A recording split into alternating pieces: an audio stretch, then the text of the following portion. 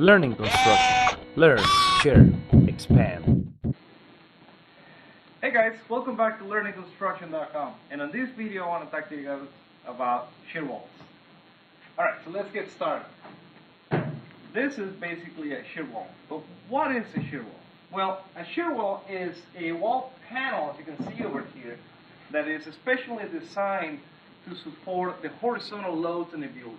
In other words, it's built to maintain a building horizontally against forces like wind or the weight of the building itself as it's constructed up.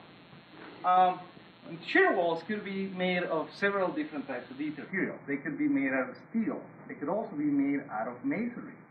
What I'm showing you here is a pretty standard shear wall, which is made out of plywood and wood. So I want to show you the parts on this one real quick.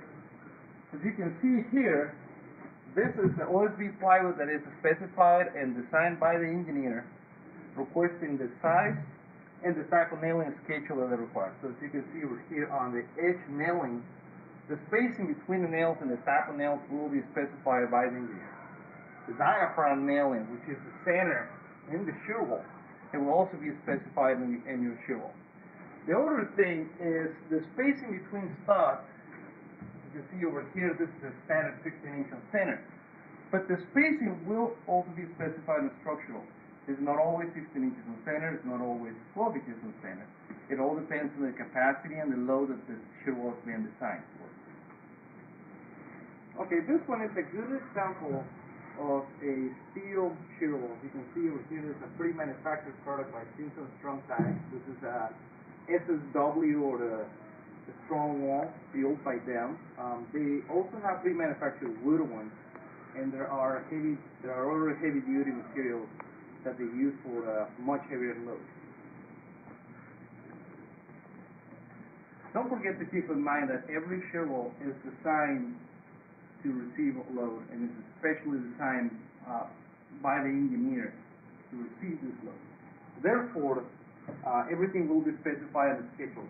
For example, the sill plate, stud, the type of stud, the width, the nailing pattern, plywood, the top plate, the blocking in between, and every opening that is going to be through this shear wall over here will be specified in detail. Okay, here's another important thing about shear walls. They will always have a hold down at the end of the shear wall. So as you can see over here, there's a PH hold down over here, which is going to have a special bolt. And this bolt is designed to a certain length in the foundation to support the load. Another thing is, every shear wall will have a J bolting on the exterior. Sometimes shear walls can be on the exterior walls, which will be a typical detail on bolting. But when they're on the inside, you gotta remember to place all these bolts and lay them out on the right spot. Don't forget to always check your structural drawings and your local building codes for anything that is related to structural like this. Once again, this is Ernesto with Learning Construction, and thank you guys for watching.